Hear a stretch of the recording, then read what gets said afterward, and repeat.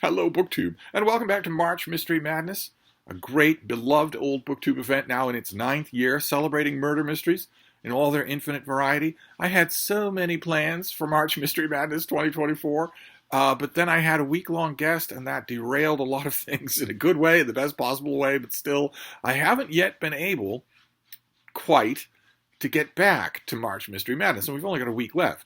So I have two tentative plans. One is to get back, well and truly back to March Mystery Madness, starting with the beginning of the week tomorrow. But also just to continue March Mystery Madness all year long. There's no reason I can't continue to talk about murder mysteries. I read them anyway. It's not like some other BookTube events where I confine my reading of that thing to that month. But I don't have a murder mystery to talk about with you today. My plan for 2024's March Mystery Madness is to read the 9th volume in every murder mystery series that I can, and I have been reading a lot of them that I have not been talking about on camera. And I'm going to get back to that. We'll finish out March Mystery Madness by doing that. But for today, I want to read you something. I've, on this channel recently, in the last year or two, I have fallen in love with reading you things. Just reading you texts and then talking about them. And I want to do that. I just recently found this book. That is The Bedside Companion to Crime by H.R.F. Keating, who's a murder mystery author, and he was also a murder mystery pundit, wrote on murder mysteries a lot.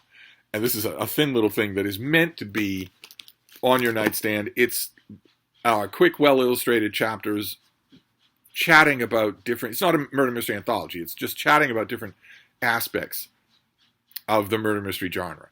There's a chapter on how famous murder mystery authors got their starts. There are individual chapters analyzing individual famous books and whatnot. It's a lot of fun. It's a fun volume. It's more fun than I remembered. And I want to read you the opening chapter, which is not long. The opening chapter is a word before you nod off, because the author is assuming that you do have this on your nightstand and that you're reading a little bit here and there. And the subject is a subject that comes up on March Mystery Madness quite a bit, which is why we read these things. Why do we read crime and mystery novels?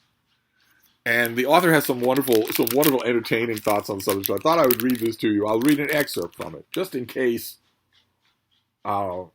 Keating or Mysterious Press has some sort of copyright interest in this thing. I won't read the whole thing. I'll read an excerpt. I just hope you find it as charming as I do, and maybe thought-provoking. It's a good conversation to have. Why do we read crime stories? Short answer: for fun.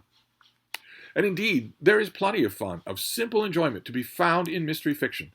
I have long maintained, in fact, that it is the entertainment factor that differentiates crime fiction from novels that have a crime or a murder or a whole string of murders in them, but are not crime fiction. The pure novelist writes in order to tell us dumb readers something, and sometimes it's convenient for them to do so by means of a story or situation that encompasses murder. Whereas a crime novelist writes first simply to hold the reader, to entertain the reader. Crime fiction, or crime writers, of course, may have something they want to tell readers too, but while they keep to the crime formula, which may be as complex a formula as, say, LSD, they pause from time to time to ask themselves what their readers will be feeling.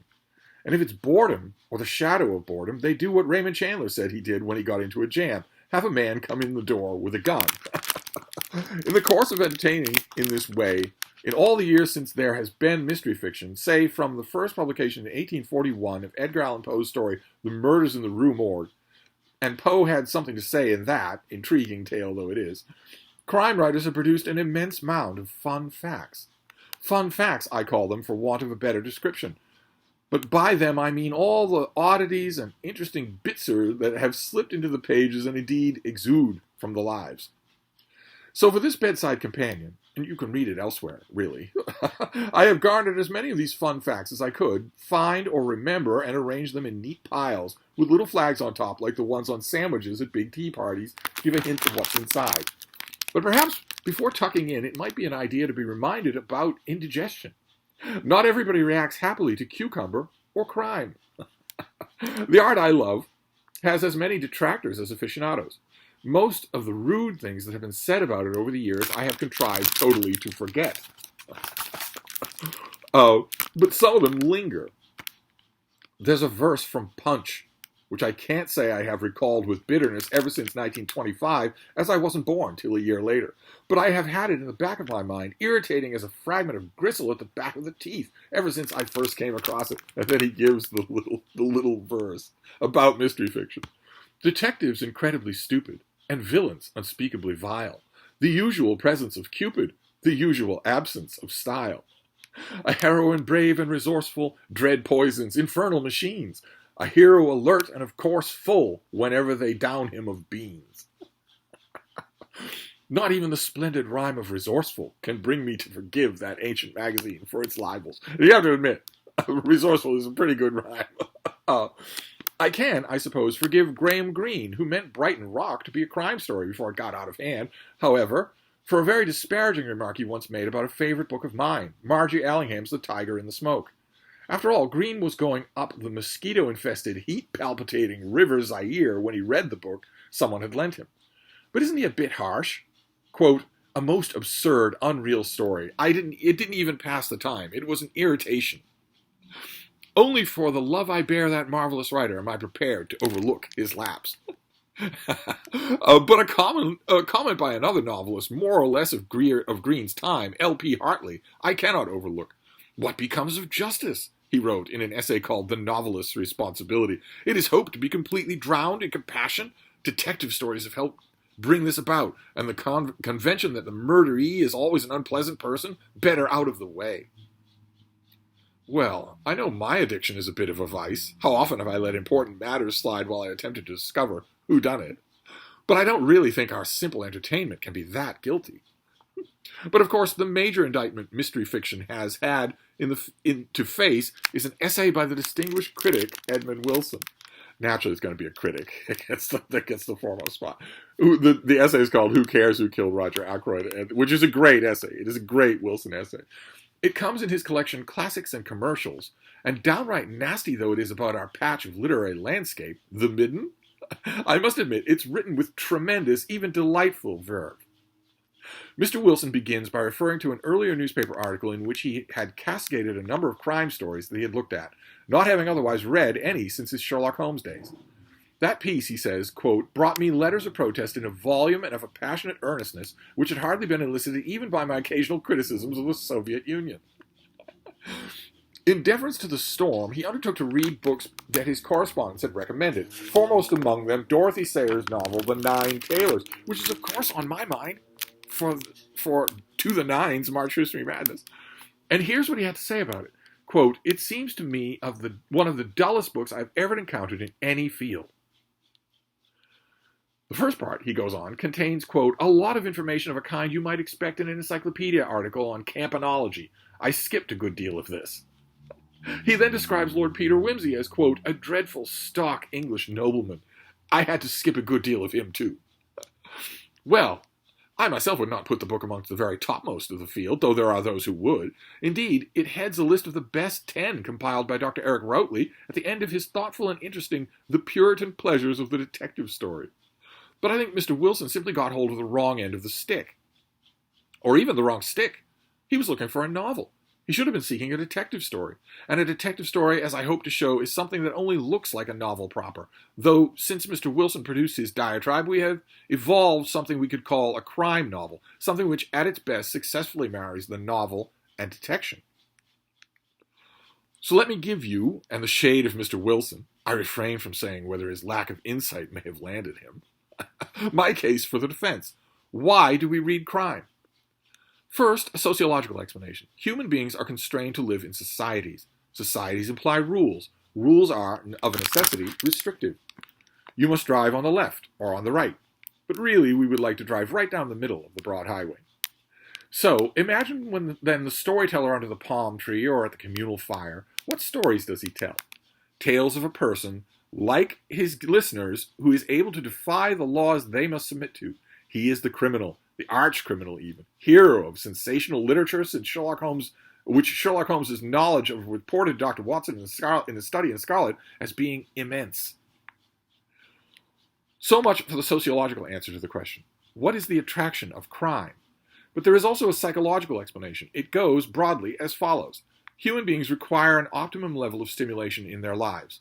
This, of course, varies greatly between individuals and between various stages in an individual's life. It has been labeled a level of sensory stasis. Too little stimulation and we lose the necessary alertness to our surroundings. Too much and we overreact. And one way of adjusting our level of sensory stasis is by reading, with crime fiction perhaps the most efficient form of reading for this purpose. Overstimulated, we should reach for our Christies. Understimulated, we should increase our level of beneficial awareness by swallowing a few chapters of Highsmith. It is a notion I find reasonably likely. I go a little further, too, in my advocacy of crime fiction as a powerful and beneficial factor in life. When we read a novel proper, which has perhaps been recommended to us as great, we are inclined to read with, so to speak, our hackles up. You have got something in your head you are determined to make me see, we unconsciously address the author. Okay, but you're going to have to convince me, but good.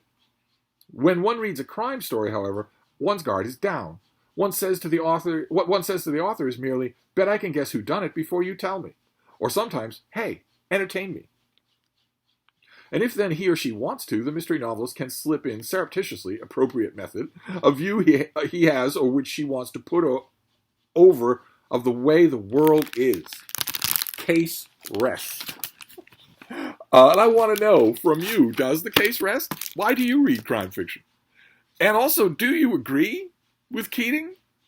He does pursue that throughout this book. I reread this book, of course. When I found it, I reread it before, gave it priority over almost anything else. But he pursues throughout this whole book his contention that a mystery novel isn't really a novel. It's a collection of conventions. It's a collection of ways to entertain the reader. Things the reader is expecting. Lots and lots of food, for instance. Or the intrusion of weather to impede the investigation or to help the criminal. And so on and so forth. He goes through a lot of those things in the course of this book. He says his contention 50 years ago when this thing came out is that so-called crime novels elevate the genre and can marry it to better stuff, to an actual novel, can make it an actual novel. Do you see that? Do you see a difference? Of course we can probably see a difference between mystery fiction and crime fiction. Because in crime fiction, the sordidness and the violence is the point. In mystery fiction, the detection of whodunit is the point, I would think. But what do you think? Why do you read crime fiction? I'm assuming if you're tuning in to March Mystery Madness, you do read crime and mystery fiction. Do you see a difference between the two? And if so, do you agree with Keating? Do you think, I've always thought this, and an old friend of mine, that was his foremost answer when I would say, why do you think so many people love mystery novels? He would say, because it ain't them. Which is basically what Keating is saying here. He's saying those primordial storytellers before the written word would gather people around the fire, under the trees or whatnot, and tell them a story about someone who broke the societal rules, who killed someone and tried to get away with it. And that thrilled the audience for that reason, because they weren't the ones breaking the rules, but they still want to hear about it. I think that's fascinating, and I'm wondering what you think. Do you draw a distinction between mystery fiction and crime fiction? Do you have a particular reason why you read mysteries other than just for fun? Of course, I think that just for fun should be the reason you read anything that is voluntary reading, but that can be taken to extremes. So anyway, there's just a little read to you interlude of why we read crime fiction before I get back to mystery novels for the rest of March. So I'll wrap this up for now, and I will see you then. Thank you, BookTube.